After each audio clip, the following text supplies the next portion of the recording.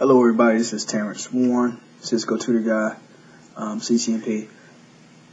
But this video won't be about any CCNP configs or labs.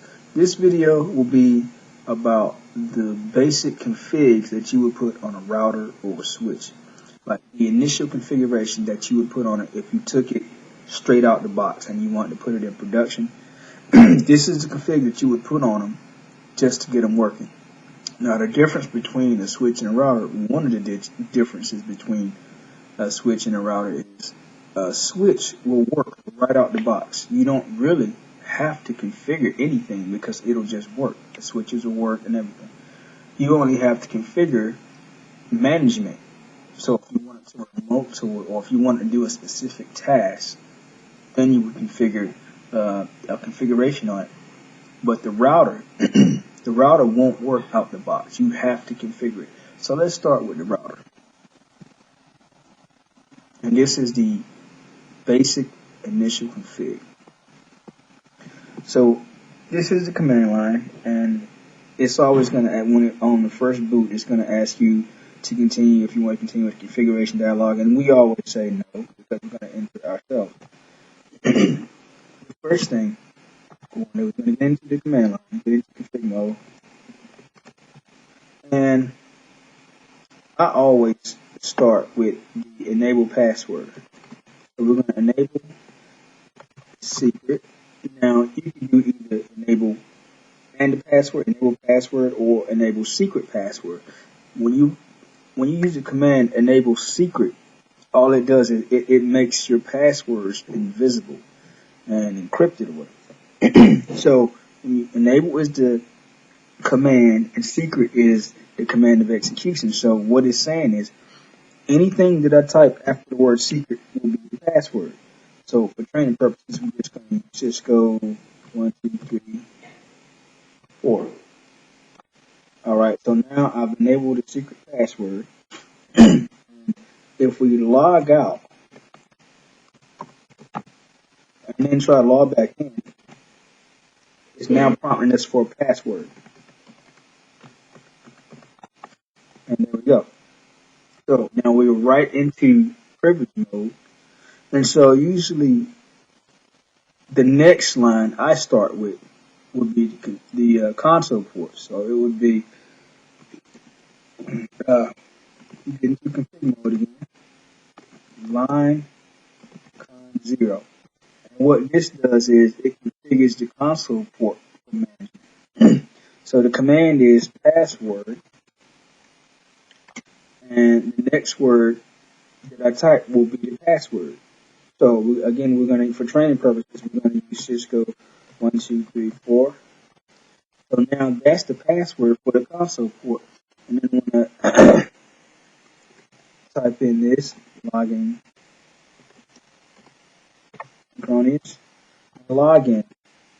Now that command, the login synchronous login, don't work on all routers and switches, but some of them it will. Sometimes it won't let you do login synchronous and then log in after. It'll just let you do login synchronous and it'll just accept that as a login.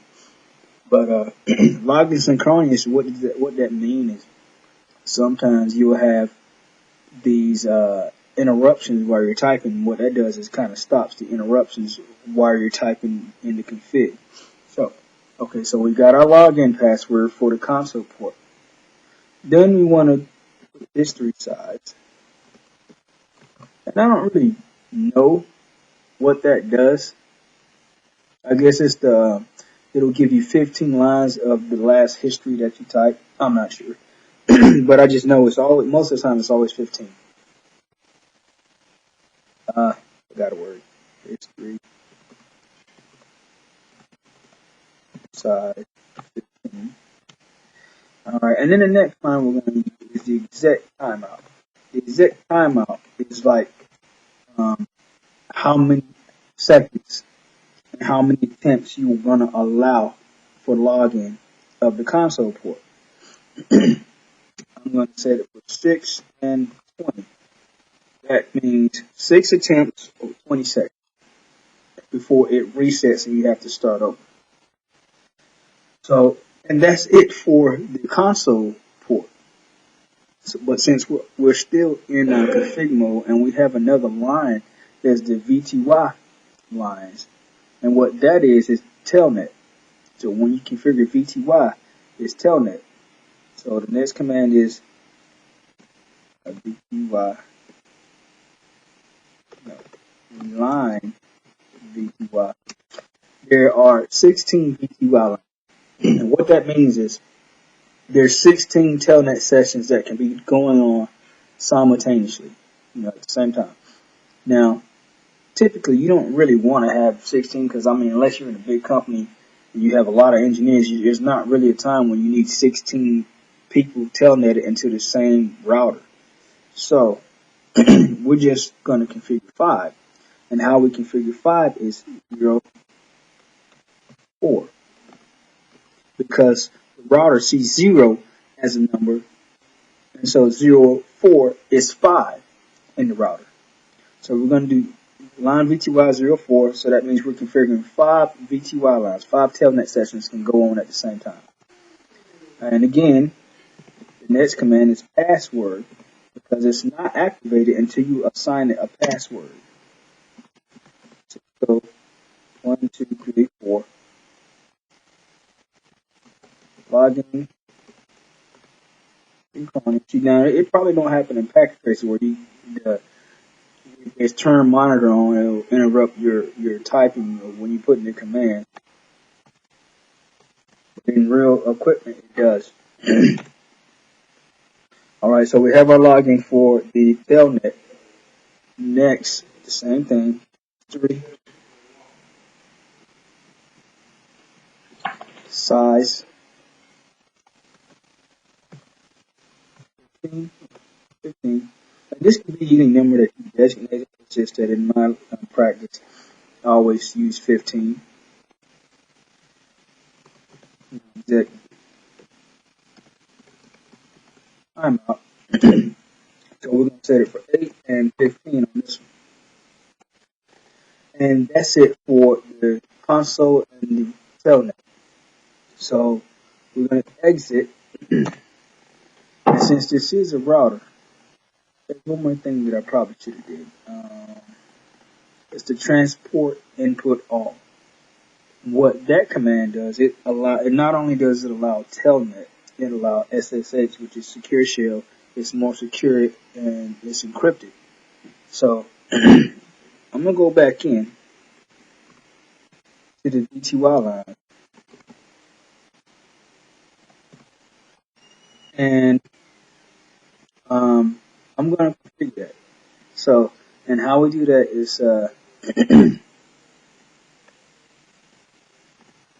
so the command is transport input, and see here where you get options, where it gives you which one you want to allow. So we have the question mark, and we have all, which will do SSH and telnet. So that's the one that we want. But if it was that you just wanted to allow SSH because it's secure, then you would put SSH. Or if you just wanted to allow telnet, you just put telnet. But we want all, so we're going to put all. And so now this telnet is configured for SSH and telnet sessions.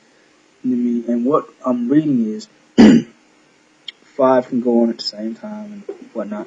So, alright, so that's about it for the router.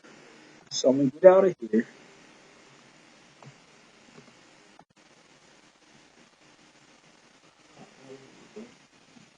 So let's do a show run now and just look at what we have.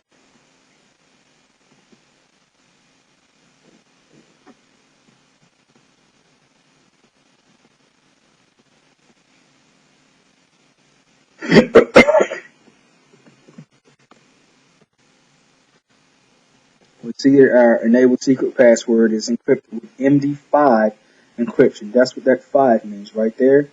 Here, there's multiple types of encryption, but as far as this goes, you'll see MD7 and MD5. with MD5 being the stronger encryption because it's harder to break or harder to hack. So when you see the 5 or the 7, that's exactly what that means. So we see that that's enabled. Go down. And here we see that there's our console port is configured and our VTY lines 04. And we see our exact timeouts. We see everything. But notice that we can also see the passwords for both of them. There's our password for the console, and there's our password for the telnet. Now, if someone was to access this router, they would be able to see the passwords, which is a security hazard. So this is how we fix that.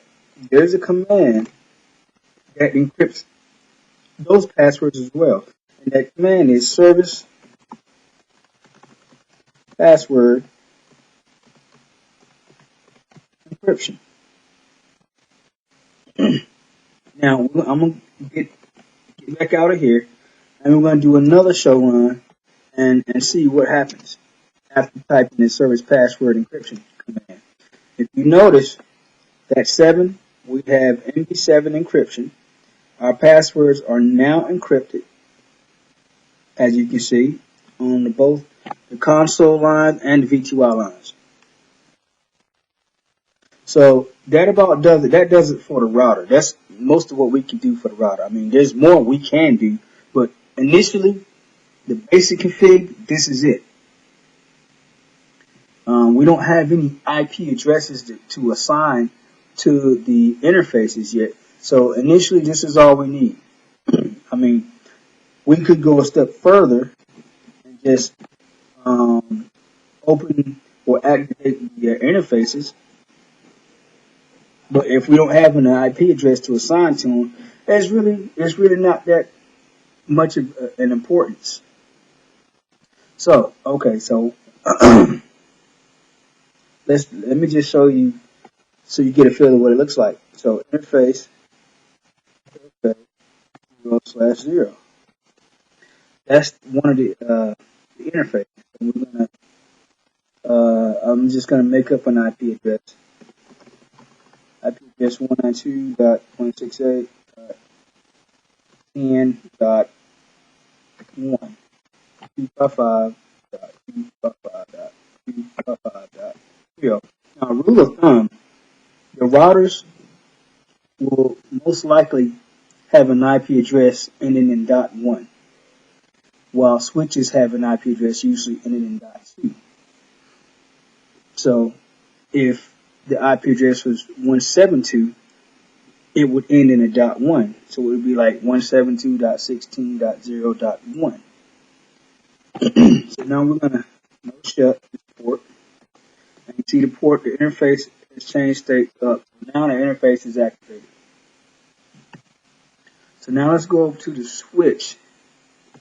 And we're going to do the basic config on the switch as well.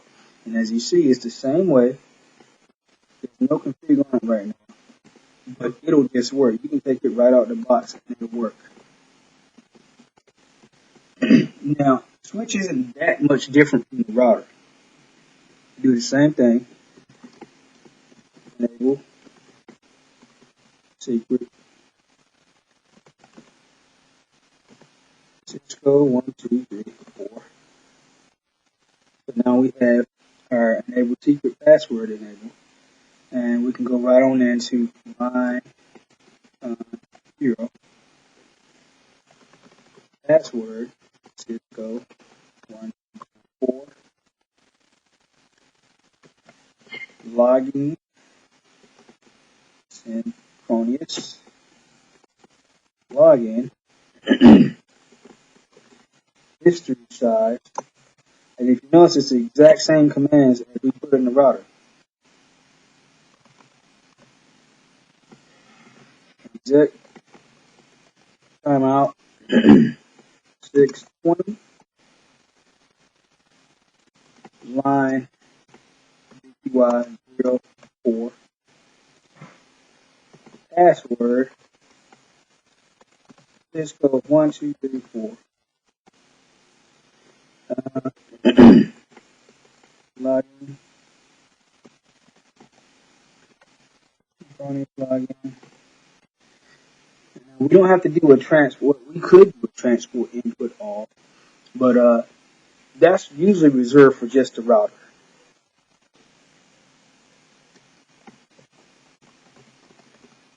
History size 15. Exec timeout 8, 15. Now, that's it for those. But because this is a switch, we have to put an IP address to the VLAN for management so that you can remotely access this switch. I'm going to exit. I'm going to interface VLAN 1. Now, another rule of thumb is in the real world, we never use VLAN 1 at all because it's the default VLAN, it's easily hackable. Everybody knows it's the default VLAN, so it's easily hacked. It would be the first thing that they try. So usually we would create our own VLANs. So, but for training purposes, we're going to use VLAN 1. IP address.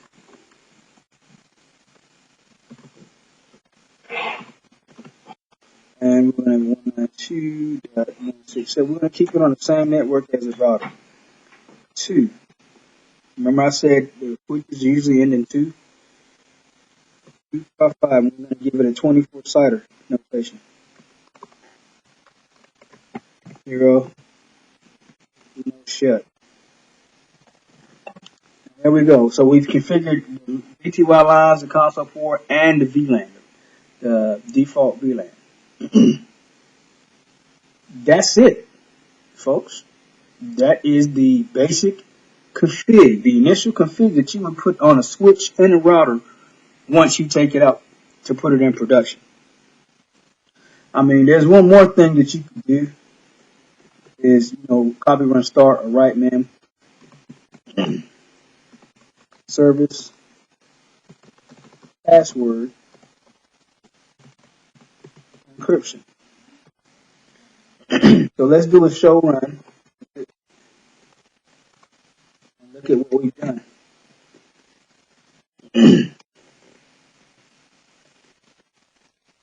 see our passwords are encrypted. We have 7 encryption on them. Everything took and it's good. So let's go ahead and connect a crossover cable from 00, the one that we no-shutted, and let's say 24. Now, one of the reasons why this might not go green is we have to do one more thing. Well, it's going green because it's orange. But the router won't be able to pass any information to the switch until we configure a trunk port. A trunk port is what allows the two devices to communicate. There's 2 types of ports. There's trunk ports and there's access ports. Access ports are, let me show you. Access ports are the ports that you would plug your computers and your laptops in. Any of these could be, most of these would be access ports. You plug your computer in and it just works. But we have to make one a trunk port so that it knows that this is a router and this is a switch. And they can pass information back to each other. So I'm going to interface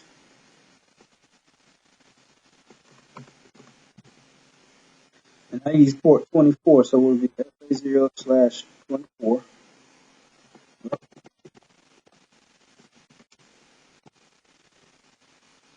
Valid interface. Hold on a second. Let's take a look. FA0/24. Okay. I forgot something. No, what it? Oh, click the router instead. Okay, let me go into the switch. And see interface. 24. And the command is switch port mode T for trunk. Or you can type out the whole word trunk. And notice the interface is up. So now, if we were to have any nodes on this switch, they could communicate through the switch because now we have a trunk port. That's usually good in inter VLAN routing. But anyway, that's it for this lab. And what this lab was the basic configurations for a router and a switch. So once again, just thank you for watching. And thank you for subscribing to my channel if you subscribe. You can check out my website at cisco.com. I hope you got to grasp the concepts of how to initially configure a router and a switch. All right. So once again, my name is Terrence Warren, CCNP, Cisco Tutor. Thank you for watching.